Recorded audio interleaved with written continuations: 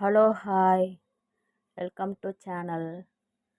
வாங்க, இன்னைக்கு எல்லாருக்கும் பிடிச்ச மாங்காய் ஊறுகாய் எப்படி செய்கிறதுன்னு பார்க்கலாம். அதுக்கு 1.5 கிலோ மாங்காய் வாங்கியாச்சு. வாங்கிட்டு நல்லா கழுவி எடுத்துக்கலாம்.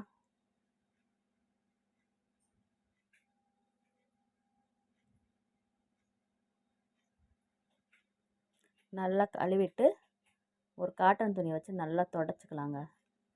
ஈரம் இல்லாமல் காட்டன் துணி வச்சு துடைச்சிட்டு நம்ம பொடி பொடியாக கட் பண்ணி வச்சுக்கலாம்.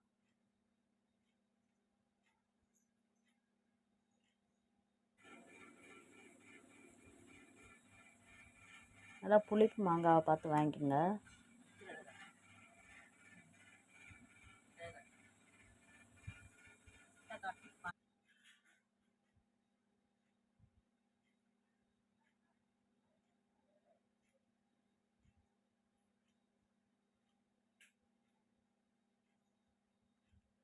எல்லாம் துடைச்சாச்சு. எனக்கு கட் பண்ண ஆரம்பிக்கலாம்.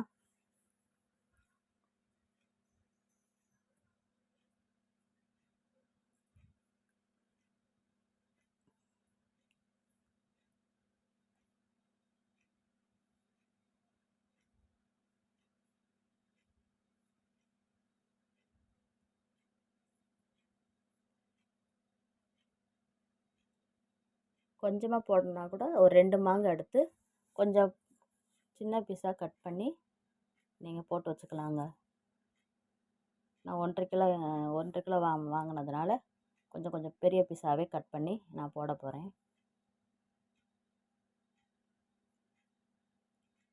இதே மாதிரி எல்லாத்தையும் கட் பண்ணிவிட்டு காட்டுறேன்.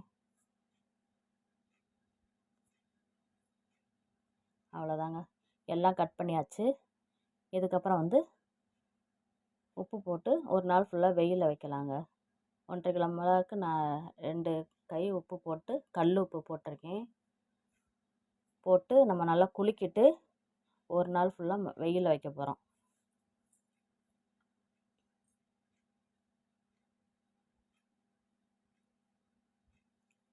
அவ்வளோதாங்க, குளிக்காச்சு. எனக்கு வெயிலில் வச்சுட்டு ஒரு நாள் ஃபுல்லாக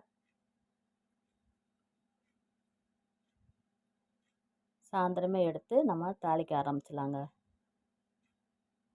பாருங்கள், கலர்லாம் மாறி நல்லா அந்த உப்பு தண்ணி விட்டு நல்லா கலரே மாறிடுச்சு பாருங்கள். இப்போ நம்ம வெறும் மிளகாத்தூள் வாங்கிட்டு அதில் போட்டு நல்லா கிளறிடணுங்க. கிளறினதுக்கப்புறம் தாளிக்க போகிறோம். எப்படின்னு பார்க்கலாம். அதுக்கு ஒரு 25 கிராம் கடுகு ஃபஸ்ட்டு நம்ம லைட்டாக பொரியிற மாதிரி வறுத்து எடுத்துக்கலாங்க. வெந்தயம் 25 கிராம், அதுங்க நல்லா வறுத்து 2 மிக்சியில் பொடி பண்ணி எடுத்துக்கலாம். இதே நல்லெண்ணெய் தான் வாங்கியிருக்கேன்னா அதை லைட்டாக சூடு ஏற்றிட்டு இறக்கி வச்சுக்கலாங்க. ஆற வச்சு தான் நம்ம ஊறுகாயில் சேர்க்கணுன்னு எண்ணெயை. இந்த பொடி நல்லா அரைச்சி எடுத்துக்கிட்டாச்சு. பெருங்காயத்தூள் நம்ம ஃபஸ்ட்டு சேர்த்துட்டு அதை கூட நம்ம அடித்து வச்ச பொடியும் சேர்த்து நல்லா கிளறி விட்டுட்டு நம்ம வெயிலில் வைக்கிறதுக்காக நான் அகண்ட பாத்திரமாக எடுத்துக்கிட்டேன். இப்போ நம்ம வீட்டில் வச்சு யூஸ் பண்ணுற மாதிரி சின்ன பாக்ஸில் நம்ம எல்லாத்தையும் போட்டுக்கலாம். பீங்கான் சாடி இல்லைன்னா கிளாஸ் கண்டெய்னர் மாதிரி வச்சுக்கோங்க.